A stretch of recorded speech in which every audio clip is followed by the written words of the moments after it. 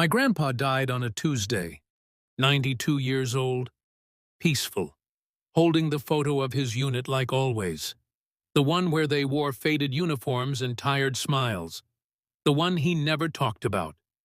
His name was Elijah Thompson, born in Alabama, worked at the post office for 40 years, raised 4 kids. Always wore his army cap, even to the grocery store. He didn't talk much about the war, only said, "I served." That's all they needed to know. We planned a military funeral. He'd earned that.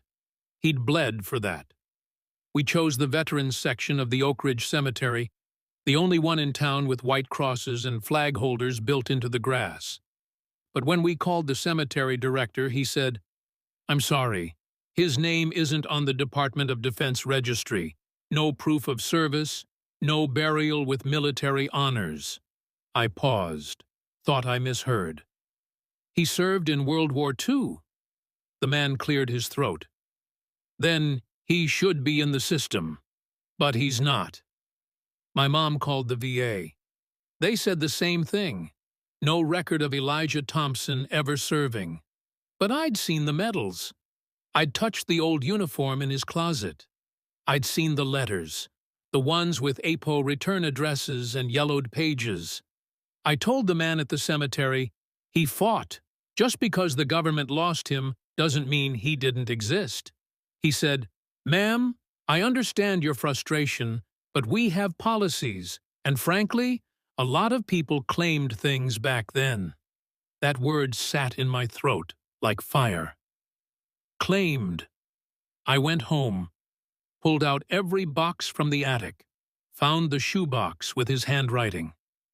1944, Camp Claiborne. 1945, Naples. 1945, Southern France. Letters to his mother. "The food is better than I expected. The captain said I shoot straighter than anyone else in the platoon." Photos. Black soldiers in dusty fatigues, standing near tents, laughing. None of them had names on the back, just a note. Company B, 320th. I Googled it. 320th Barrage Balloon Battalion. An all-black unit. Fought on D-Day. Helped shield Allied forces from German aircraft. Rarely mentioned in textbooks. Almost never honored. I clicked through every source I could find. There was a documentary, a buried article from the Smithsonian, but no official roster. That night I sat in his empty room, looked at the photo, and whispered, "You were there. I'll prove it." Next morning, I called the Army Records Office. A woman named Kendra answered. Sounded like she'd heard 1,000 voices like mine. But when I said 320th Barrage Balloon, she got quiet. She said, "You're going to want to request Standard Form 180.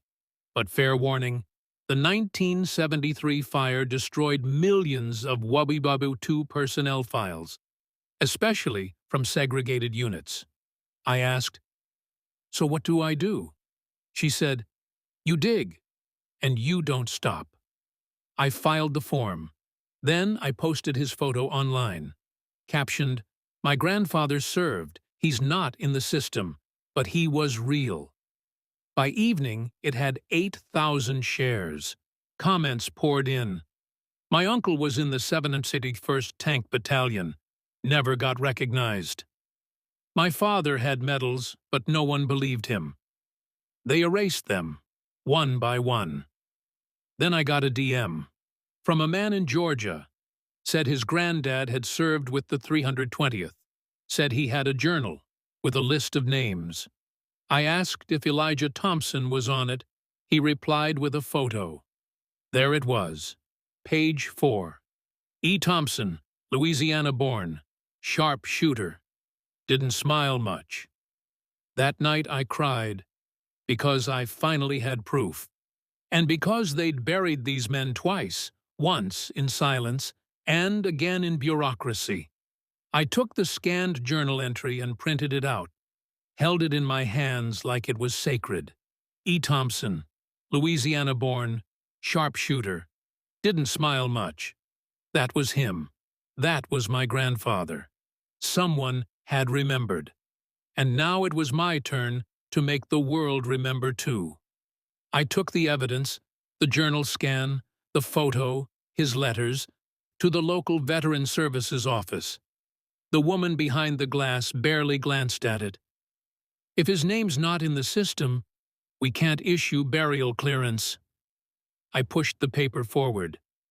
This is the system failing. The system erased him. She sighed. Miss, I'm just following protocol. Protocol. That word again. It tasted like dust. I asked her if there was anyone else I could speak to. She gave me a phone number for Lieutenant Commander Glenn Rourke, retired, who handled historical veteran records for special cases. I called, left a message, waited 3 days. When he called back, his voice was cautious but kind. I've heard this before, but rarely with this much paper. Can you meet me? We met at a diner off Route 17. He was older, white, wore a faded navy hat, and eyes that looked like they'd seen war from too many angles. He flipped through the photos, the journal, the letters. Then he said, "You know what the Army did back then, right?" I nodded. They separated units, denied medals, buried records. He looked up at me. No, I mean really buried. Some of those units weren't even listed in final debriefings. They fought. They bled. And when they came home, they were told not to talk. Your grandpa? Looks like one of them. I asked, "So what now?" He leaned back. Now we make noise. He helped me file an official petition with the Department of Defense Missing Service Recognition Office. It was a long shot, but it was better than silence. Meanwhile, I started talking to newspapers, to bloggers, to old veterans groups online. I posted the story everywhere I could, and it started spreading. A local news channel picked it up. Granddaughter says Wabiupuwutu hero denied honor due to race. Then the state paper. Then a national military blog. And then CNN called. They interviewed me in front of Grandpa's house, the one with the peeling paint, and the garden he used to tend every Sunday. I wore his jacket, held his photo, and said, "My grandfather served his country. He deserved to be buried with honor, and I won't stop until he gets that." The backlash came fast. Some commenters supported us, others didn't. Just looking for attention. If there's no record, he probably didn't serve. Another sob story. But then, more messages came, from strangers. My father was in the 92nd Infantry, never recognized. My aunt told me about units that weren't listed. My grandfather served with the 320th too. They said he made it up. It wasn't just about Grandpa anymore. It was about all of them. The ones who fought for freedom and came home to silence. One day, I got a letter, certified, from the Department of Defense, stamped, confidential, personal service record request update. My hands shook as I opened it. Inside, a scanned page from a burned personnel file, most of it unreadable. But 3 lines survived. Name, Elijah Thompson, Unit, 320th Barrage Balloon Battalion. Status, honorably discharged, December 1945. I dropped to my knees. He was in the system, buried, but not gone. I called the cemetery that afternoon, told them I had the documents. They said they'd review it, but I could hear the hesitation. So I went public. Again. This time I named names. I called out the cemetery board, the city council, the veterans office. I said, "He wore the uniform. Why is the paperwork more important than the man?" The story went viral. Veterans groups marched to City Hall. A local American Legion post offered to host the ceremony themselves. And then, something I never expected. A knock on my door. I opened it. A man stood there in uniform, medals across his chest, his skin dark like Grandpa's. He said, "My name's Sergeant Alan Price. I served 28 years, but I'm standing here because your grandfather stood first." He took off his beret and handed me a flag. This is for him, because now we all know his name. The morning of the funeral was colder than I expected. The sky was overcast. No wind, just silence, like the world was holding its breath. I stood at the edge of Oak Ridge Cemetery, in a navy blue coat, clutching the flag Sergeant Price had given me. It felt heavier than it should have, maybe because I was carrying more than a name. There were more people than I'd imagined.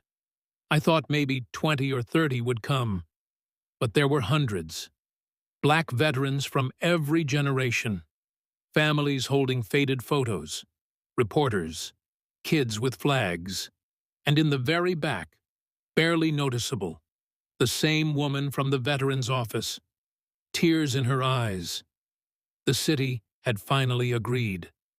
After all the letters, the headlines, the firestorm, they had no choice.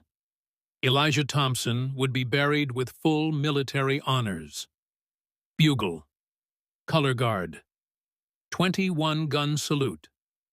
They said his name out loud. Twice.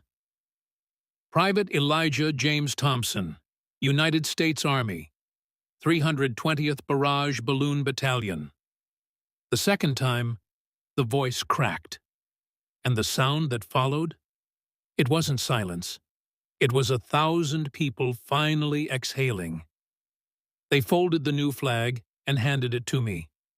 I placed it gently in the casket before it was lowered. Alongside the medals I'd recovered, the letters, the black and white photo with the caption, Company B, 320th. And then I spoke, not with a script, just with memory and truth. My grandfather was a quiet man. He didn't march, didn't shout, but he stood. When they told him he didn't belong, he stood. When they said he wasn't allowed, he stood.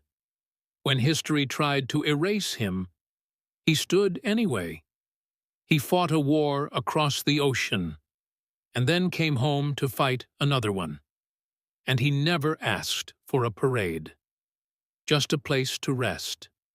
Today, we give him that. There wasn't a dry eye in the field. Even the soldiers with the rifles, and stiff-backed and strong, blinked away tears. After the service, people stayed, shared stories. One man said, "My grandfather served with Elijah, told me about the quiet one who never missed a target." Another, "My dad said your grandpa once gave up his blanket so someone else could sleep warm." And another, "He was a ghost until today. Now he's history." That night, I sat by his grave alone. The sun had dipped low, the last light catching the inscription, Elijah James Thompson, 1923-2023. Soldier. Father forgotten no more. And for the first time in months, I felt still. Not because the fight was over, but because he was seen. In the weeks that followed, something unexpected happened. Other families started digging. More names, more missing records, more men erased, but no longer silent. A movement began. They called it the Unlisted Project, to find and recognize the thousands of forgotten veterans, especially black soldiers from Wabuwarupu and Korea. I was asked to help lead it. I said yes. Because this wasn't just Grandpa's story. It was America's. One day, a box arrived. no return address. Inside, a medal, a note. Found this in my father's attic. He never got to wear it. But I think Elijah would understand. Sometimes I go back to Oak Ridge, not just for Grandpa, but for the others buried nearby. Now their names are on new stones. Not just John D., but John Daniels, 761st Tank Battalion. Not just W. Gray, but William Gray, Tuskegee Airmen Mechanic. Because remembering isn't passive. It's a choice. If you walk through that part of the cemetery now, there's a small bronze plaque near the gate. It reads, "In honor of those who served even when they were erased, we remember." And me, I kept his jacket. Still wear it sometimes. Still feel his strength in the seams. Still hear his quiet voice when I face closed doors. It says, "Stand anyway." Thank you for watching. If you want to get more that kind of stories, press like and check out our channel.